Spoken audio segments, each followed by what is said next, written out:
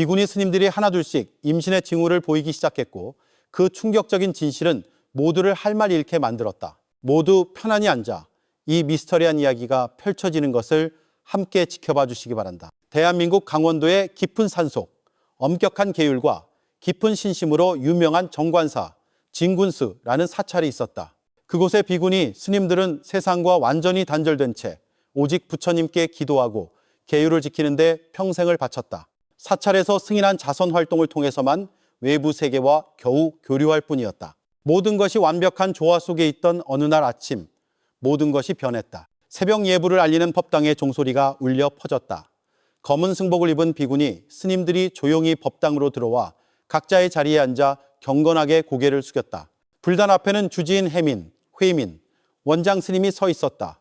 그녀의 표정은 엄격하면서도 온화했다. 그러나 그녀가 예불을 시작하기도 전에 날카로운 신음소리가 고요함을 깨뜨렸다. 22살의 젊은 비구니인 명진, 밍진 스님이 바닥으로 쓰러진 것이다. 사찰 전체가 술렁였다. 명진 스님, 지혜, 지회. 스님이 다급하게 소리치며 그녀에게 달려갔다. 명진 스님의 얼굴은 창백했고 호흡은 불규칙했으며 한 손으로는 극심한 고통을 느끼는 듯 배를 움켜쥐고 있었다. 다른 비구니들은 걱정스러운 눈빛을 교환했고 몇몇은 재빨리 도움을 청하러 달려갔다. 해민 원장 스님이 걱정이 가득한 얼굴로 다가왔다. 지금 당장 의무실로 옮기세요. 그녀가 단호하게 명령했다. 선우, 산엽, 스님과 수아, 쇼야, 스님이 명진 스님을 부축해 의무실로 옮겼고 남은 비구니들은 두려움에 찬 속삭임을 나눴다. 불길한 예감이 공기 중에 감돌았지만 누구도 감히 입을 열지 못했다. 30분 후 종교단체의 구성원들을 치료하는 데 익숙한 베테랑 의사 박철수 씨가 도착했다. 그는 평생 많은 것을 봐왔지만 오늘만큼은 그의 얼굴이 창백해지고 손이 떨렸다. 해민 원장 스님이 다가와 침착하지만 걱정 가득한 목소리로 물었다. 의사 선생님, 대체 무슨 일입니까? 박 의사는 잠시 망설이다가 낮은 목소리로 말했다. 명진 스님은 명백한 임신 징후를 보이고 있습니다. 해민 원장 스님은 그 자리에 얼어붙었다. 불가능합니다. 그녀가 차갑고 단호한 목소리로 말했다. 이곳에 누구도 신성한 계율을 어길 리 없습니다. 저도 스님의 심정을 이해합니다. 박 의사가 이마에 땀을 닦으며 한숨 쉬었다. 하지만 증상들이 틀림없습니다. 배가 약간 부풀어 올랐고 전형적인 임신 초기 증상을 겪고 있습니다. 무거운 침묵이 방을 짓눌렀다. 모든 비구니 스님들을 검사해야 합니다.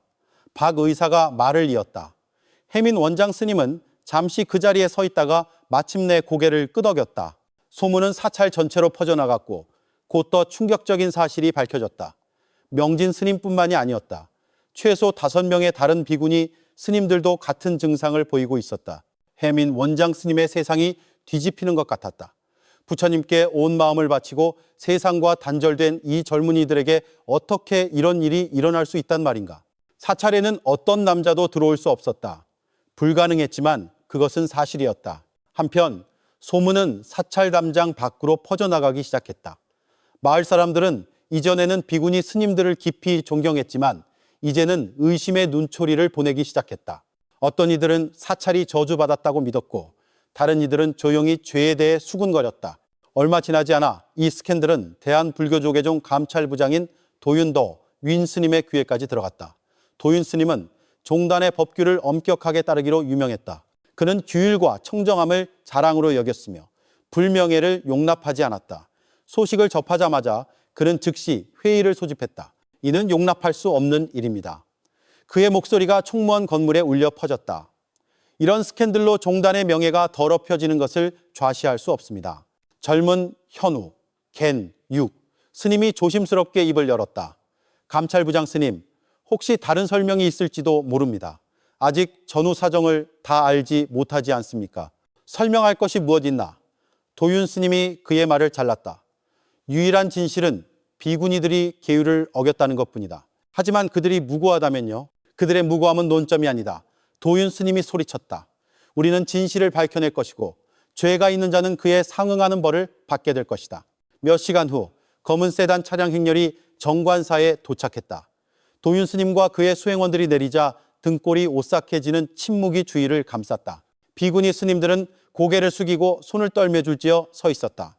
해민 원장 스님이 다가와 차분하지만 무거운 목소리로 말했다. 감찰부장 스님, 진실을 밝히러 오셨기를 바랍니다. 도윤 스님은 겁에 질린 비구니들을 훑어보았다. 진실은 이미 명백하오. 해민 원장. 이제 남은 것은 심판뿐이오. 단 하루 만에 소문은 온 마을로 퍼졌다. 사찰 밖에는 사람들이 서서히 모여들었다. 처음에는 조용히 지켜보기만 하던 그들의 속삭임은 곧 고함으로 변했고 분노로 들끓었다. 죄인들이다. 한 사람이 소리쳤다. 부처님께서 벌하실 것이다. 한때 비구니들을 존경의 눈으로 바라보던 여성들은 이제 경멸의 시선을 보냈다. 우리는 그들을 믿었는데 한 노파가 분노에 차 말했다. 그들이 부처님의 얼굴에 먹칠을 했어. 첫 번째 돌멩이가 사찰문에 부딪혔다. 사찰의 누각에서 해민 원장 스님은 들끓는 군중의 분노를 조용히 지켜보았다. 이것이 시작에 불과하다는 것을 그녀는 알았다. 무거운 나무문은 굳게 닫혀 있었지만 밖에서는 고함 소리가 점점 커져만 갔다. 돌멩이들이 쉴 새 없이 담벼락에 부딪혔다. 안에서는 긴장감이 극에 달했다. 도윤 스님은 지체하지 않았다. 지금 이 순간부터 그가 엄숙하게 선언했다. 아무도 이 사찰 밖으로 나갈 수 없다. 우리는 진실을 규명할 것이다. 해민 원장 스님은 깊은 숨을 쉬며 그를 마주 보았다. 감찰부장 스님, 무언가 잘못되었습니다. 제 비구니들은 죄가 없습니다. 도윤 스님은 비웃었다. 그렇다면 이걸 설명해 보시오. 그들이 죄가 없다면 이 명백한 임신의 징후는 어떻게 설명할 것이오. 해민 원장 스님은 조용히 서 있었다. 그녀의 머릿속은 이 상황에 대한 설명을 찾기 위해 빠르게 돌아갔지만 아무런 답도 떠오르지 않았다. 의심의 여지를 남기지 않기로 결심한 도윤 스님은 박철수 의사를 불렀다. 이번에는 어떤 것도 놓쳐서는 안 됩니다. 그가 엄하게 명령했다. 비구니들은 큰 법당에 모여 도윤 스님과 고위 승려들의 감시 아래 정밀 검사를 받았다. 어떤 이들은 조용히 기도하며 몸을 떨었지만 조용히 하라는 엄한 지시를 받았다. 왜 우리가 이런 수모를 겪어야 합니까? 가장 나이 많은 비구니 중 한 명인 안부 스님이 눈물을 글썽이며 물었다. 우리는 결백합니다. 아니타 스님이 위로하듯 그녀의 손을 꼭 잡았다. 그러나 그들의 호소는 무시당했다. 비구니들은 차례로 검사실로 불려 들어갔다. 겨우 20살인 가장 어린 해인, 하인. 스님은 의사가 손을 잡자 극도의 공포로 기절했다. 보라프로 스님은 설명할 수 없는 일에 대해 반복적으로 질문을 받자 흐느껴 울었다. 진실을 말하면 용서받을 것이다. 한 늙은 승려가 말했다. 하지만 저는 아무 잘못도 하지 않았습니다. 보라 스님이 울며 답했다. 멀리서 도윤 스님은 팔짱을 낀 채 이 모든 것을 지켜보았다. 비구니들의 절박한 호소는 그들이 무언가를 숨기고 있다는 그의 믿음을 더욱 굳게 만들 뿐이었다. 몇 시간 후 충격적인 결과가 나왔다. 12명의 비구니가 명백한 임신 증상을 보인다는 것이었다. 이 소식이 사찰 밖으로 퍼져나가자 마을 사람들의 분노는 더욱 거세졌다. 사찰 밖에서는 분노한 군중이 모여들었다. 시간이 갈수록 그들의 분노는 커져만 갔다. 그들은 죄인들, 거짓말쟁이, 신앙의 배신자와 같은 격한 비난이 적힌 피켓을 들고 있었다. 어떤 이들은 사찰문에 썩은 달걀을 던졌고 다른 이들은 건물에 불을 지르겠다고 위협하는 횃불을 들고 있었다. 그들이 사찰을 더럽혔다. 한 남자가 소리쳤다. 그들을 끌어내라. 우리는 정의를 원한다. 안에서는 비구니들이 법당에 모여 있었다. 그들의 울음소리가 돌과 대리석 벽 사이로 울려 퍼졌다. 해민 원장 스님은 불상 앞에 서 있었다. 그녀의 마음은 비구니들을 지켜주고 싶었지만 사찰은 더 이상 안식처가 아니라 감옥이 되어버렸다. 한편 밖의 군중은 더욱 난폭해졌고 안에서는 도윤 스님이 잔인한 조치를 결정했다. 죄를 인정한다면 자비가 있을지도 모른다. 그가 겁에 질린 비구니들의 얼굴을 보며 말했다. 종이 한 장이 내려놓였다. 여기에 서명해라. 너희의 죄를 인정해라. 조용하고 친절한 비구니였던 은영 스님이 흐느꼈다. 하지만 저희는 아무 잘못도 하지 않았습니다. 도윤 스님은 한숨을 쉬고는 옆에 있는 승려에게 고갯짓했다. 서명을 거부하는 자는 종단에서 완전히 파문될 것이다. 그의 말의 무게가 그들의 영혼을 꿰뚫었다. 파문당하는 것은 그들이 가장 두려워하는 것이었다. 어떤 이들은 몸을 떨었다. 아그네스 스님은 떨리는 손으로 천천히 펜을 집었다. 서명하는 동안 그녀의 눈물이 종이 위로 떨어졌다. 서명하지 마세요. 해민 원장 스님의 절박한 목소리가 울려 퍼졌다. 그러나 이미 늦었다. 두려움, 절망, 그리고 파문에 대한 공포 때문에 몇몇은 서명했다. 다른 이들은 망설였지만 점차 두려움에 굴복했다. 밤이 되자 아무도 잠들지 못했다. 비구니들은 각자의 방에 갇혀 외출이 엄격히 금지되었다. 20년 동안 사찰을 이끌어온 해민 원장 스님은 이제 완전히 무력해졌다. 고요함 속에서 그녀는 희미한 흐느낌 소리를 들었다. 무서워요. 그녀가 돌아보자 가장 어린 혜인 스님이 있었다. 그녀의 작은 몸은 여전히 떨고 있었다. 우리에게 무슨 일이 일어날까요, 원장 스님?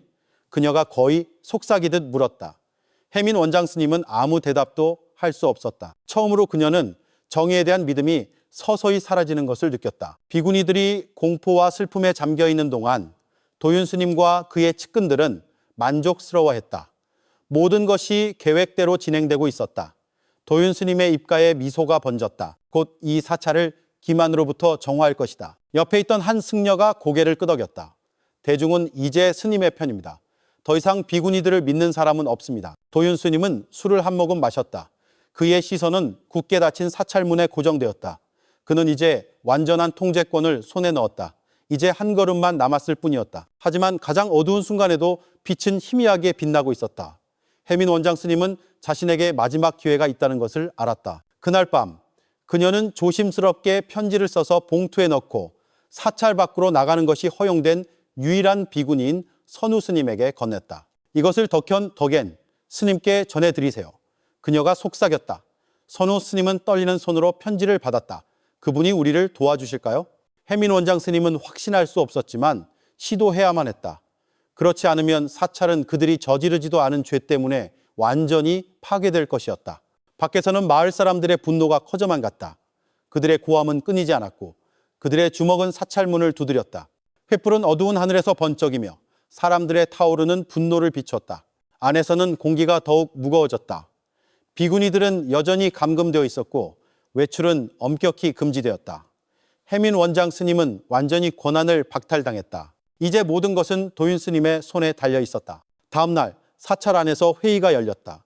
도윤 스님은 딱딱한 표정의 고위 승려들에게 둘러싸여 상석에 앉았다. 우리는 이 사찰이 종단에 끼친 불명예를 더 이상 방치할 수 없어. 도윤 스님이 단호하게 말했다. 임신 증상을 보이는 모든 비구니들을 즉시 추방할 것을 제안하오. 방안은 침묵에 잠겼다. 그때 한 목소리가 반박했다. 하지만 우리가 검사에서 실수를 했을 수도 있지 않습니까? 지운 스님이었다. 그의 말은 이미 도윤 스님이 정해놓은 운명에 도전하며 허공에 맴돌았다. 도윤 스님의 눈이 짜증으로 가늘어졌다. 실수라고? 12명의 비구니가 모두 같은 증상을 보이는데 무슨 증거가 더 필요하단 말이오? 지훈 스님은 입술을 굳게 다물고 더 이상 논쟁하지 않았다. 또 다른 승려인 진성, 젠생, 스님이 끼어들었다.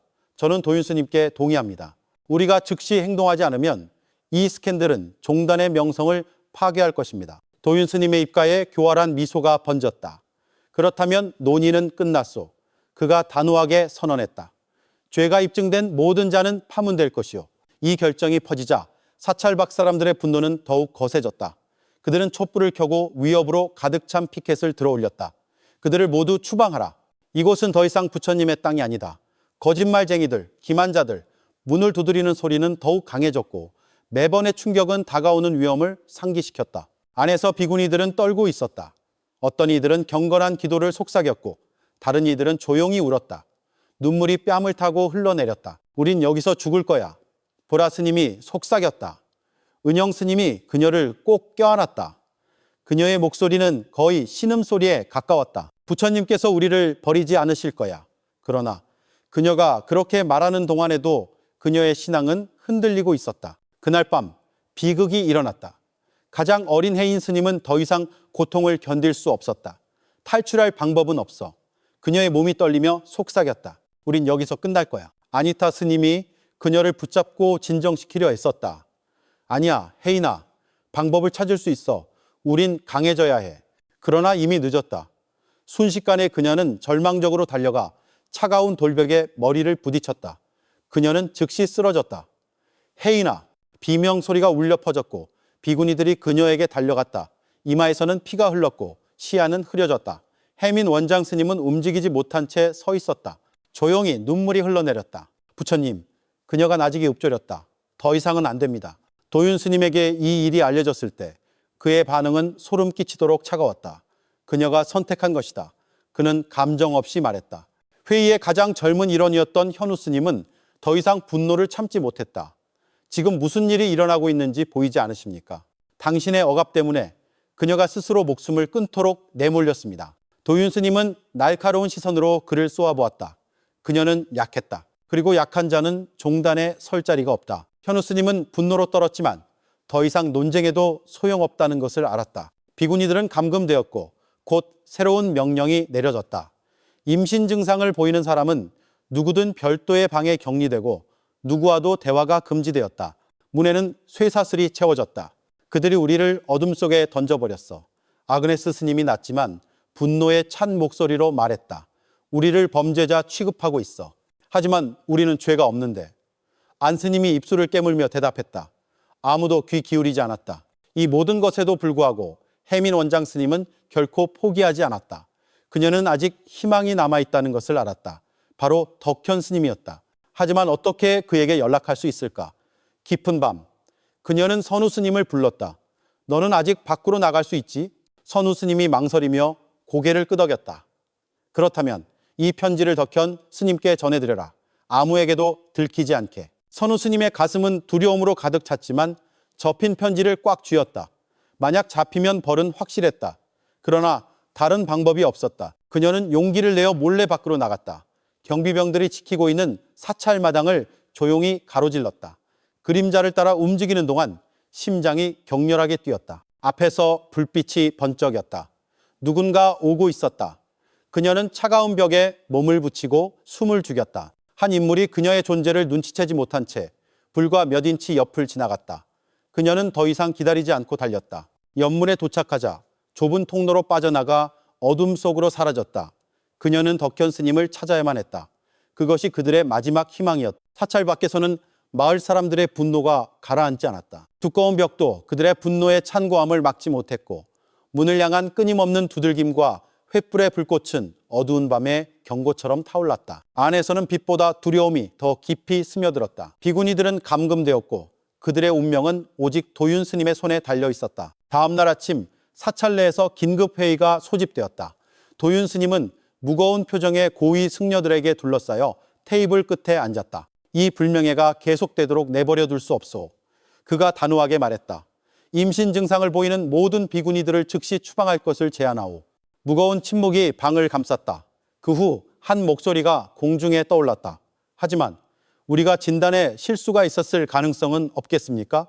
지윤 스님이었다. 그의 질문은 도윤 스님이 내린 결정에 조용히 도전하며 공중에 머물렀다. 한편 사찰 밖에서 선우 스님은 인근 마을로 향하는 어두운 길을 달리고 있었다. 차가운 바람이 그녀의 피부를 때렸지만 그녀는 멈추지 않았다. 멈출 수 없었다. 사찰 경계를 막 넘었을 때 한 목소리가 그녀를 멈춰 세웠다. 어디 가는 길이요? 선우 스님은 굳어졌다.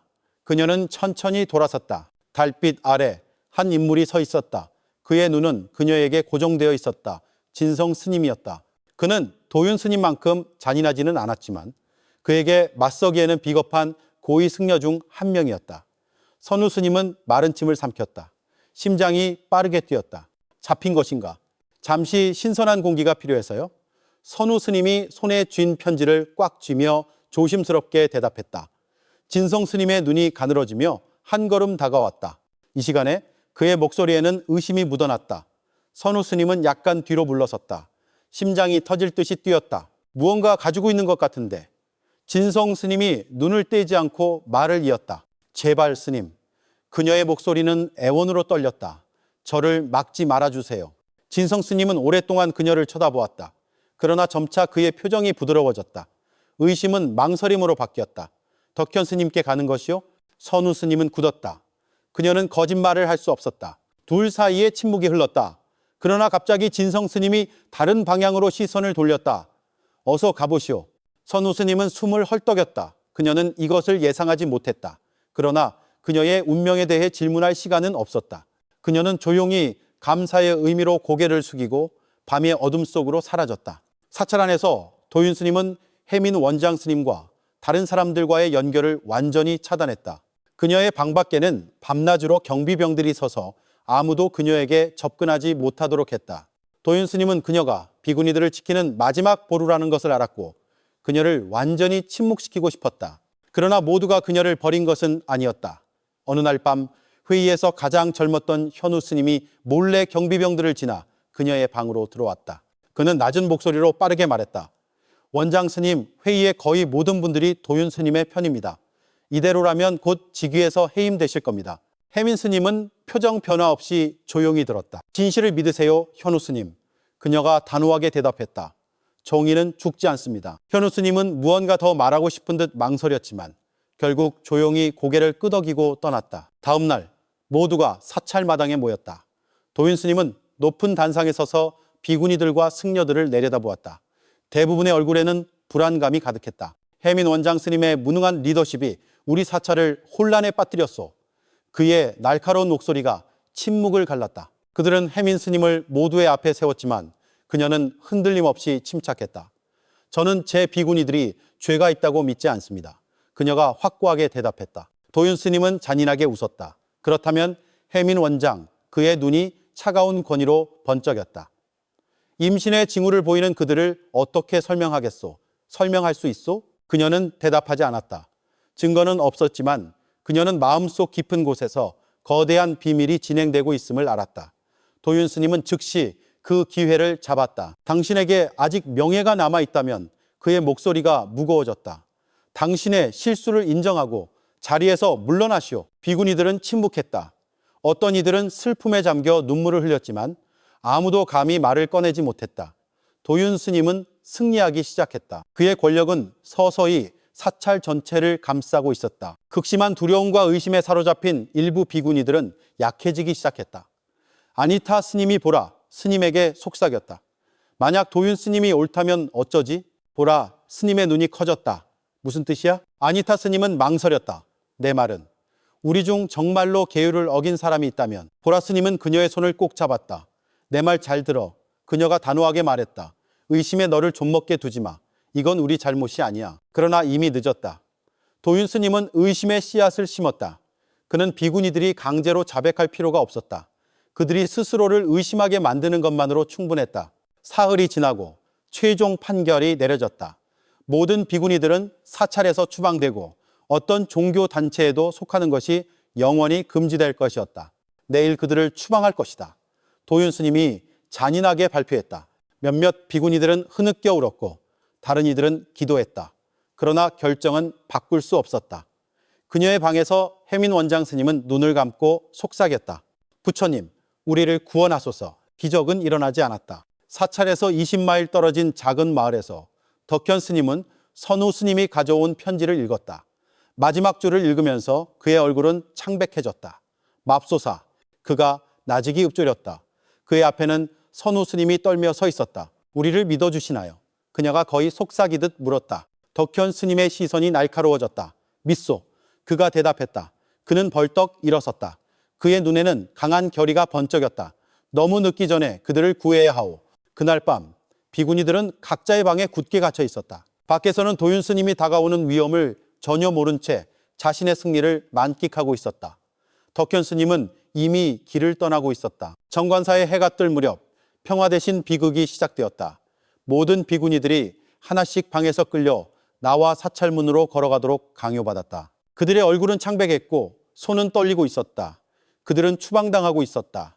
다시는 돌아올 수 없으며 종단에 설 자리가 없었다. 문 밖에는 분노한 군중이 기다리고 있었다. 그들에게는 도망칠 곳도 보호받을 곳도 없었다. 무엇보다도 그들의 명예는 완전히 더럽혀졌다. 법당의 종이 울렸다. 기도를 부르는 것이 아니라 이 여성들의 몰락을 알리는 소리였다. 문 앞에 도윤 스님이 팔짱을 낀 채 서 있었다. 그의 표정은 차갑고 무감각했다. 너희는 부처님을 배신했다. 그가 강조했다. 너희는 종단을 배신했다. 그의 목소리는 되돌릴 수 없는 판결처럼 마당 전체에 울려 퍼졌다. 이제 너희의 죗값을 치를 시간이다. 혜민 원장 스님은 무력했다. 그녀는 눈앞에서 벌어지는 잔인한 장면을 지켜볼 수밖에 없었다. 이 불의를 막기 위해 모든 것을 다했지만 이제 그들은 바로 그들을 보호해야 할 종단 자체에 의해 버림받았다. 보라 스님은 승복자락을 꽉 쥐고 울었다. 우리는 아무 잘못도 하지 않았어요. 제발 설명하게 해주세요. 도윤 스님은 그녀를 쳐다보지도 않았다. 자백할 기회는 있었다. 그의 목소리에는 동정심이 전혀 없었다. 하지만 너희는 저항하기를 선택했다. 그의 손짓 한 번에 사찰 문이 열렸다. 밖에서는 분노한 군중이 기다리고 있었다. 비구니들이 밖으로 나가자 군중의 분노가 폭발했다. 부처님의 배신자들, 한 남자가 소리쳤다. 너희는 저주받았다. 썩 꺼져라. 돌멩이들이 날아들기 시작했다. 아그네스 스님은 재빨리 해인 스님 앞에 몸을 던져 가장 어린 비구니를 위험으로부터 보호했다. 돌 하나가 그녀의 어깨에 맞아 고통으로 무릎을 꿇었다. 해민 원장 스님은 재빨리 달려가 자신의 비구니들과 분노한 군중 사이에 섰다. 멈추세요. 그녀가 애원했다. 그들은 죄가 없습니다. 하지만 아무도 듣지 않았다. 한 남자가 그들에게 더러운 물을 뿌렸다. 한때 사찰에 충실한 지지자였던 한 노파는 땅에 침을 뱉었다. 예전에는 당신들을 존경했지. 그녀가 차갑게 속삭였다. 하지만 당신들은 그저 거짓말쟁이일 뿐이었어. 보라 스님은 눈물을 흘리며 마지막으로 사찰을 돌아보았다. 그들이 알았던 모든 것, 그들의 집, 그들의 신앙, 그들의 존엄성이 완전히 사라졌다. 혼란 속에서 도윤 스님은 비웃는 미소를 띤 채 서 있었다. 그는 승리했다. 그는 모든 것을 손에 넣었고 사찰에 대한 완전한 통제권을 얻었으며 그의 권력을 확고히 했다. 현우 스님은 멀리서 움직이지 못한 채 서 있었다. 조금도 부끄럽지 않으십니까? 그가 나직이 속삭였다. 도윤 스님은 잠시 그를 쳐다보더니 비웃었다. 부끄러움? 나는 방금 종단의 명예를 구했소. 그러나 분노한 군중 속에서 한 인물이 나타났다. 덕현 스님이 도착한 것이다. 사찰문 근처에서 선우 스님은 희망에 가득 찬 눈으로 쇠창살을 꽉 잡았다. 그가 제 시간에 도착할 수 있을까? 덕현 스님은 빠르게 다가왔지만 도윤 스님에게 닿기 전에 경비병들에게 맡겼다. 지금 당장 감찰부장 스님과 이야기해야 하오. 그가 단호하게 명령했다. 그러나 경비병들은 움직이지 않았다. 그는 무고한 비구니들이 범죄자처럼 사찰 밖으로 내던져지는 것을 지켜볼 수밖에 없었다. 도윤 스님은 주저없이 문을 닫으라고 명령했다. 큰 굉음과 함께 무거운 문이 닫혔다. 마치 여성들이 그들의 이전 삶에서 완전히 지워진 것 같았다. 해인 스님은 두려움에 가득 찬 큰 눈으로 떨었다. 우리는 어디로 가야 하나요? 해민 스님은 그녀를 꼭 잡았다. 모르겠다. 그녀가 솔직하게 대답했다. 하지만 너를 떠나지 않겠다. 그들은 한때 가족으로 여겼던 마을 사람들의 차가운 시선을 받으며 천천히 걸어갔다. 덕현 스님은 여전히 문 앞에 주먹을 쥔 채 서 있었다. 그의 목소리는 낮지만 확고했다. 이것은 실수요. 아무도 대답하지 않았지만 경비병들 사이에서 몇몇은 서로를 힐끗 쳐다보았다. 그들 중 일부는 의심하기 시작했다. 그들은 많은 불의를 목격했고 서서히 도윤 스님의 권위에 의문을 품기 시작했다. 덕현 스님은 한 걸음 물러섰다. 그는 지금 당장 문을 통과할 수 없다는 것을 알았지만 계획을 세우기 시작했다. 몇 시간 동안 조용히 걸은 후 비구니들은 울창한 숲의 가장자리에 도착했다. 그들은 추위에 떨고 있었고 몸은 지쳐 있었다. 오늘 밤은 여기서 쉬자. 해민 스님이 알렸다. 아그네스 스님은 해인 스님을 껴안아 따뜻하게 해주려 했다. 보라 스님은 조용히 하늘을 올려다보았다. 눈물이 뺨을 타고 흘렀다. 그들은 모든 것을 잃었지만 여전히 함께였다. 사찰 안에서 도윤 스님은 그의 사무실에 앉아 와인 한 잔을 마시며 승리를 음미하고 있었다. 그는 모든 것이 끝났다고 생각했다. 그는 불과 며칠 안에 끔찍한 진실이 드러날 것이라는 사실을 알지 못했다. 한편 인근 마을의 작은 절에서 덕현 스님은 낡은 의학 서적을 빠르게 넘기고 있었다. 그의 맞은편에는 선우 스님이 긴장한 채 손을 모으고 앉아 있었다. 무언가 찾으셨나요? 그녀가 거의 들리지 않는 목소리로 물었다. 덕현 스님은 다시 페이지를 넘겼고 갑자기 그의 눈이 커졌다. 여기 있소. 그가 속삭였다. 선우 스님이 다가왔다. 무엇을 발견하셨나요? 덕현 스님은 텍스트의 한 줄을 힘주어 가리켰다. 비구니들이 겪었던 증상들은 그는 선우 스님을 쳐다보았다. 그의 표정은 진지했다. 항상 임신을 의미하는 것은 아니요. 선우 스님은 거의 숨을 쉴 수 없었다. 그렇다면 무슨 뜻인가요? 덕현 스님은 천천히 숨을 쉬었다. 그들은 인공 호르몬에 중독되었을 수 있어. 선우 스님의 몸에 오한이 흘렀다. 그 말은 의도적이었다는 건가요? 덕현 스님은 고개를 끄덕였다. 그들의 검사를 다시 확인해야 하오. 하지만 이것은 음모라고 생각하오.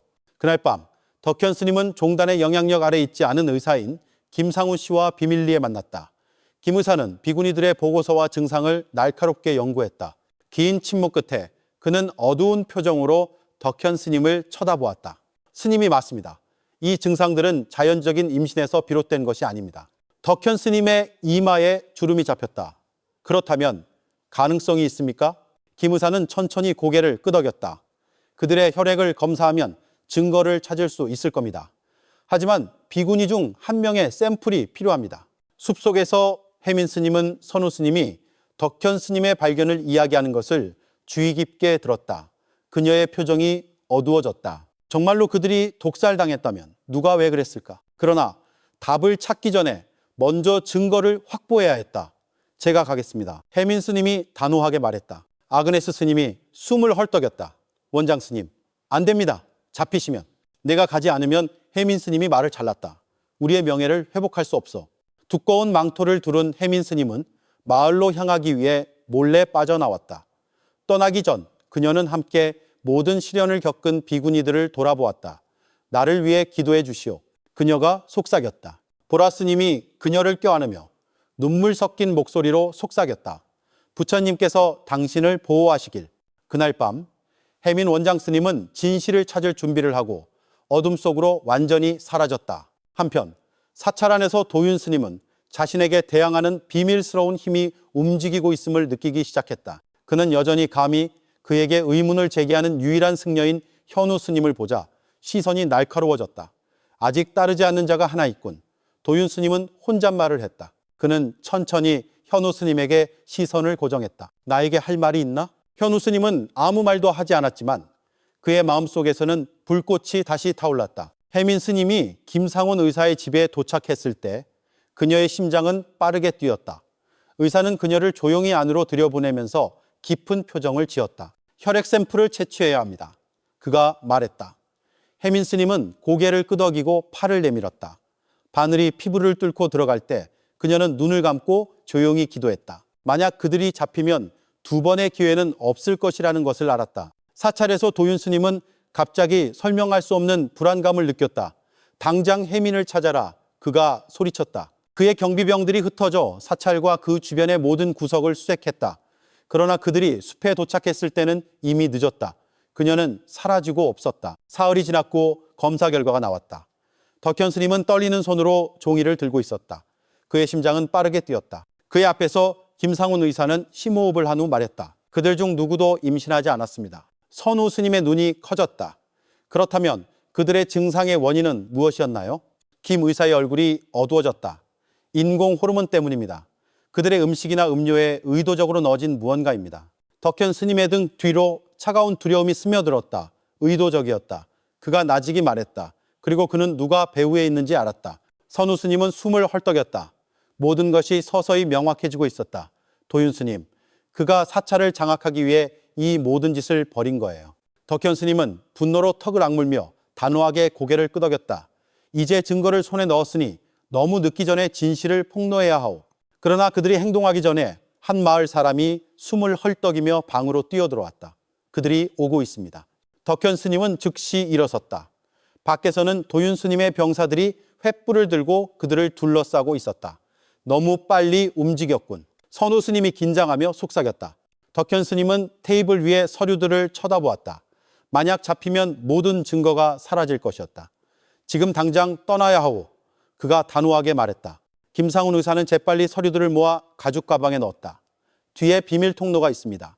그 길을 따라가면 마을 밖 숲으로 이어질 겁니다. 덕현 스님은 김 의사의 손을 꼭 잡았다. 당신도 떠나야 합니다. 그들이 당신을 의심하면 가만두지 않을 겁니다.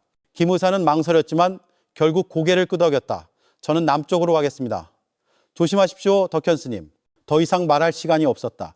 덕현 스님과 선우 스님은 즉시 밤의 어둠 속으로 도망쳤다.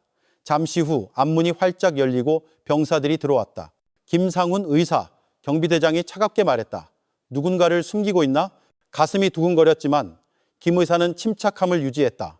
나는 그저 의사일 뿐입니다. 왜 내가 누군가를 숨기겠습니까?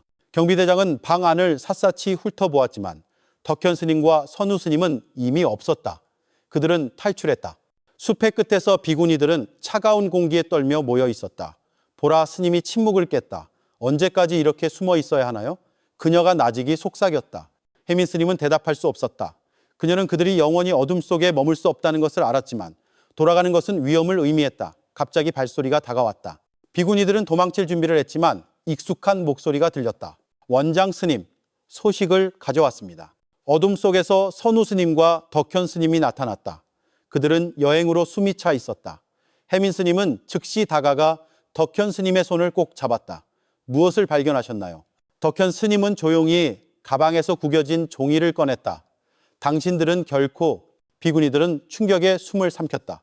아그네스 스님은 가슴을 꼭 쥐었다. 그렇다면 증상의 원인은 무엇이었나요? 덕현 스님의 표정에는 극심한 분노가 서려 있었다. 누군가 당신들의 음식과 물에 인공 호르몬을 섞었습니다. 모두가 침묵에 잠겼다. 혜민 스님은 자신을 다잡으려 했으며 천천히 숨을 쉬었다. 누가 이 짓을 꾸몄나요? 덕현 스님은 그녀의 눈을 똑바로 쳐다보았다. 도윤 스님입니다. 정관사 안에서 도윤 스님은 자신의 방에 앉아 완전히 승리했다고 믿고 있었다. 그러나 방 한 구석에서 현우 스님은 더 이상 참지 못했다. 당신은 너무 멀리 갔습니다. 그가 분노로 떨며 말했다. 당신의 야망 때문에 사찰 전체를 파괴했습니다. 도윤 스님은 차갑게 웃었다. 순진하군, 현우 스님. 이건 야망에 관한 것이 아니야. 권력에 관한 것이지. 현우 스님은 주먹을 꽉 쥐었다. 그러나 증거 없이는 아무것도 할 수 없었다. 숲속에서 혜민 스님은 결정을 내렸다. 우리는 돌아가야 합니다. 혜인 스님은 놀랐다. 하지만 우리가 돌아가면 그들이 우리를 잡을 거예요. 혜민 스님의 시선은 확고했다. 우리는 증거를 가지고 있습니다. 우리가 행동하지 않으면 악이 승리할 것입니다. 덕현 스님은 단호하게 고개를 끄덕였다. 제가 함께 가겠습니다. 때가 왔다. 혜민 스님과 덕현 스님이 숲에서 나오자마자 한 병사가 그들을 발견했다. 그의 눈이 커졌고 그는 즉시 말을 타고 사찰로 돌아갔다. 감찰 부장 스님께 알려라. 그가 소리쳤다. 그들이 돌아왔다. 다음 날 정관사 주변에는 극심한 긴장감이 감돌았다. 도윤 스님은 사찰 계단에 서서 자신이 추방했던 비구니들을 거만하게 내려다보았다. 혜민 스님은 도윤 스님에게 흔들림 없는 시선으로 다가갔다. 나는 당신이 한 짓을 알고 있어. 도윤 스님은 눈썹을 살짝 치켜 올리며 침착함을 유지하려 애썼다. 오, 그리고 어떻게 그것을 증명할 생각이시오? 덕현 스님이 종이 한 장을 들어 올렸다. 그는 모두의 앞에서 높이 그것을 내보였다. 이것으로요. 그가 단호하게 말했다. 우리에게는 증거가 있어. 사람들 사이에서 웅선거림이 일었다. 늙은 승려들은 걱정스러운 눈빛을 교환했다. 차가운 감각이 도윤 스님의 몸을 타고 흘렀다. 그는 권력이 이동하기 시작했음을 느꼈다. 처음으로 현우 스님이 다가왔다. 당신이 결백하다면 종단위원회가 진실을 증명하게 하시오. 도윤 스님은 아무 대답도 할 수 없었다. 그는 더 이상 도망칠 곳이 없었다. 오랫동안 정관사를 감싸고 있던 어둠 속에서 마침내 빛이 나타나고 있었다. 혜민 원장 스님은 도윤 스님 앞에 섰다. 그녀와 그녀의 비구니들의 이름을 더럽힌 바로 그 사람이었다. 그러나 이번에 그녀는 혼자가 아니었다. 덕현 스님은 반박할 수 없는 진실을 쥐고 있었다. 검사 결과는 비구니들이 결코 임신한 적이 없으며 인공 호르몬으로 독살되었다는 것을 증명했다. 모두가 침묵에 잠겼다. 늙은 승려들의 눈은 의심으로 가득 찼다. 현우 스님이 덕현 스님으로부터 문서를 받아 꼼꼼히 살펴보았다. 이것이 사실이라면 누가 이 짓을 저질렀단 말인가? 덕현 스님은 주저하지 않았다. 그는 도윤 스님을 똑바로 쳐다보았다. 답은 이미 알고 계실 텐데요. 도윤 스님은 얼굴에 떠오른 의심을 감추려 했으며 낮은 웃음을 터뜨렸다. 터무니없는 소리, 죄 많은 여자들을 덮어주기 위해 이야기를 꾸며내고 있군. 혜민 스님이 다시 다가왔다. 그녀의 목소리는 확고했다. 그들이 정말 죄가 있다면 독립적인 의사가 다시 검사하도록 허락하시오. 숨기는 것이 없다면 왜 거절하겠소? 도윤 스님은 잠시 멈칫했지만 즉시 위엄을 되찾았다. 그는 늙은 승려들을 향해 말했다. 상상력이 너무 풍부하군. 우리는 알 수 없는 의사를 신뢰할 수 없소. 새로운 목소리가 속삭임을 갈랐다. 저는 김상훈 의사입니다. 군중 속에서 의사가 고개를 들고 두려움 없이 나타났다.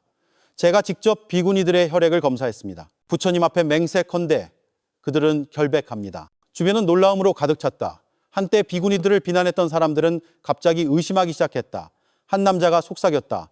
우리가 틀렸던 건가? 한 노파가 떨며 얼굴을 감쌌다. 나는 그들을 저주했는데 그들은 결백했어. 지훈 스님이 도윤 스님을 향했다. 그의 표정은 이제 의심으로 가득 찼다. 존경하는 감찰부장 스님, 숨기는 것이 없다면 독립적인 의료위원회가 재검사하도록 허락하십시오. 도윤 스님은 주먹을 꽉 쥐었지만 그의 얼굴에는 변화가 없었다. 나는 증명할 것이 없소. 덕현 스님이 똑바로 쳐다보았다. 그렇다면 무엇을 두려워하는 것이요? 도윤 스님은 아무 말도 하지 않았다. 그는 자신의 통제력이 서서히 풀리고 있음을 알았다. 제가 증거를 가지고 있습니다. 모두가 돌아보았다. 그림자 속에서 한 인물이 나타났다. 진성 스님이었다. 도윤 스님은 멈칫했다. 그의 얼굴은 창백해졌다. 너! 그가 속삭이듯 소리쳤다. 진성 스님은 작은 수첩을 들고 똑바로 걸어왔다. 이것은 도윤 스님과 협력한 의사의 기록입니다. 비구니들의 음식에 호르몬을 넣으라는 그의 명령을 포함한 모든 것이 적혀 있습니다. 구경꾼들 중 일부는 비명을 질렀다. 해민 원장 스님은 숨을 가쁘게 쉬었다. 심장이 뛰는 것을 느꼈다.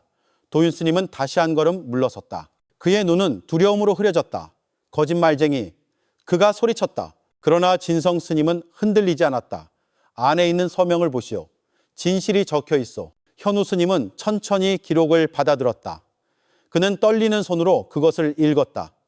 잠시 후 그의 시선이 바닥으로 떨어졌다. 사실입니다. 이것이 진짜 증거입니다. 한때 도윤 스님의 편이었던 고위 승려들조차 더 이상 부인할 수 없었다. 그가 쌓아올린 모든 것, 그의 권력, 그의 통제에 갑자기 무너졌다. 도윤 스님은 자신의 끝을 보았다. 그의 입에서는 아무 말도 나오지 않았다. 그는 갑자기 돌아서서 사찰 뒤쪽으로 달려갔다. 절망적인 탈출이었다. 그러나 이미 늦었다. 한때 그를 지지했던 바로 그 사람들이 그의 길을 막았다. 그냥 도망칠 수는 없어. 한 마을 사람이 차갑게 말했다. 사람들이 재빨리 그를 둘러쌌다. 먼저 돌 하나가 날아왔고 뒤이어 또 다른 돌이 날아왔다. 도윤 스님은 땅에 쓰러졌고 마을 사람들의 분노가 주위에 울려 퍼졌다. 경비병들이 혼란을 막기 위해 재빨리 달려왔지만 이미 늦었다. 도윤 스님은 끝났다. 이틀 후 종단의 고위위원회는 긴급 회의를 열었다. 큰 법당 안에 고위 승려들이 모였다. 그들의 표정은 무거웠다. 앞에는 해민 원장 스님과 그녀의 비구니들이 판결을 조용히 기다리고 있었다. 도윤 스님이 방으로 끌려 들어왔다. 한때 강력했던 감찰부장은 이제 그의 이전 모습의 그림자에 불과했다. 판결은 확실했다. 너는 종단을 더럽혔고 너의 신성한 계율을 배신했다. 도윤 스님은 감정 없이 있었지만 그의 차가운 시선 뒤에는 모두가 그가 패배자라는 것을 알았다. 큰 목소리로 수석 승려가 최종 결정을 선언했다. 너는 직위에서 완전히 해임되고 평생 종단에서 파문될 것이다. 도윤 스님은 움직이지 않았다. 승려들은 하나씩 그에게 등을 돌렸다. 완전한 거부의 명백한 상징이었다. 그가 사찰 밖으로 끌려나갈 때 기묘한 침묵이 주위를 감쌌다. 몇 주 만에 처음으로 정관사는 평화를 느꼈다. 해민 스님은 조용히 하늘을 올려다보며 감사를 전했다. 그녀 주위에서 비구니들은 더 이상 두려움 때문이 아니라 안도감 때문에 서로를 껴안았다. 그들은 너무 오랫동안 공포 속에서 살았다. 이제 그들은 자유로웠다. 그러나 그들의 일은 아직 끝나지 않았다. 그들은 사찰을 다시 일으켜 세워야 했다. 그들의 명예를 회복해야 했고 그들의 이야기는 아직 끝나지 않았다. 도윤 스님은 정관사 밖으로 끌려나갔다. 그의 얼굴은 분노와 절망이 뒤섞여 있었다. 그는 자신이 이런 상황에 처할 것이라고는 상상도 하지 못했다. 한때 그가 이끌었던 바로 그 기관에 의해 버림받고 직위를 박탈당하고 수치스러운 사람으로 쫓겨났다. 밖에서는 사람들의 수가 불어났다. 그들의 속삭임과 대화는 불길처럼 빠르게 퍼져나갔다. 한 남자가 분개에 찬 목소리로 그를 가리켰다. 그가 우리 모두를 속였어. 한 여자는 눈물을 글썽이며 고개를 저었다. 우리는 그를 믿었는데 그는 그저 괴물이었어. 첫 번째, 돌이 날아들자 도윤 스님은 움츠러들었다. 얼굴을 가리려 애썼지만 더 많은 돌이 쏟아지자 그는 항의하며 비명을 질렀다. 그의 목소리는 떨렸다. 멈춰. 나는 감찰부장이었어. 나는 부처님을 섬겼다고. 하지만 아무도 듣지 않았다. 한때 그의 편이었던 바로 그 사람들이 이제 그에게 등을 돌렸다. 종단의 기사들은 그를 보호하기 위해서가 아니라 그를 완전히 제거하고 그의 존재를 사찰에서 영원히 지우기 위해 개입했다. 한 늙은 승려가 다가와 마지막 판결을 내렸다. 도윤, 너는 모든 직위에서 해임되며 이 땅의 어떤 사찰에도 다시 발을 들여놓는 것이 금지된다. 오늘부터 너는 더 이상 종단의 일원이 아니다. 도윤 스님은 무릎을 꿇었다. 그의 입술은 떨렸다. 안 돼.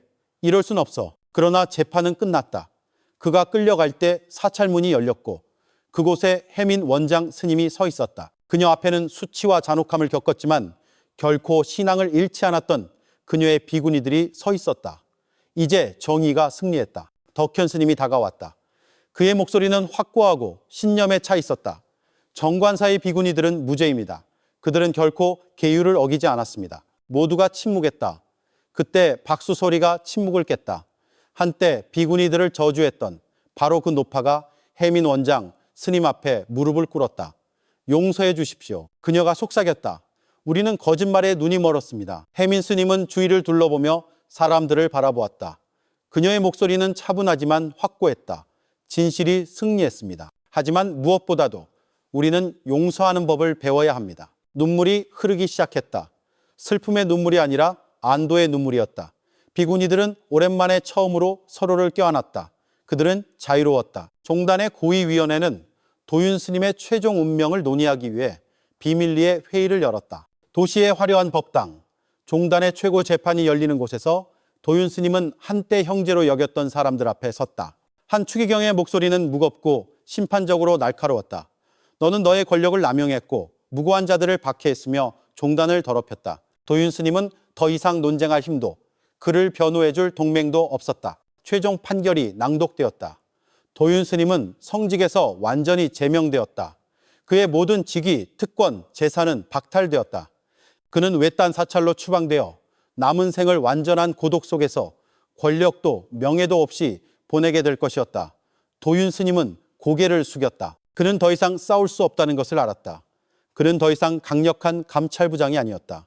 그는 아무것도 아니었다. 큰 법당 안, 길고 신성한 줄에 비구니들이 서 있었다. 해민 원장 스님이 들어서자 보라. 스님이 재빨리 다가와 그녀를 꼭 껴안았다. 우리는 집에 돌아왔어요. 해민 스님은 몇 주 만에 처음으로 미소를 지었다.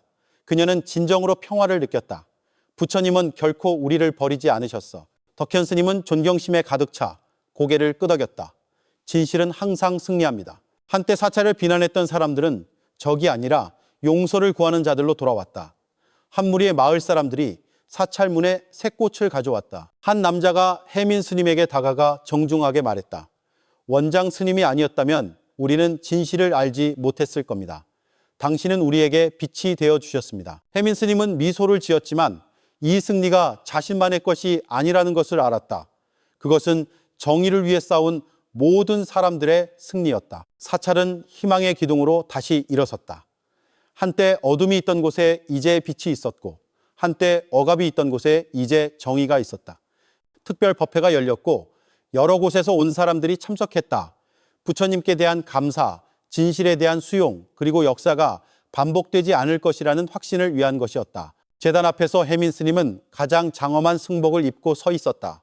회중을 바라보는 동안 그녀의 손은 떨렸다. 한때 버림받았지만 이제는 고개를 든 늙은 승려들, 마을 사람들, 그리고 비구니들이 있었다. 덕현 스님이 다가왔다. 그의 목소리는 신념에 차 있었다.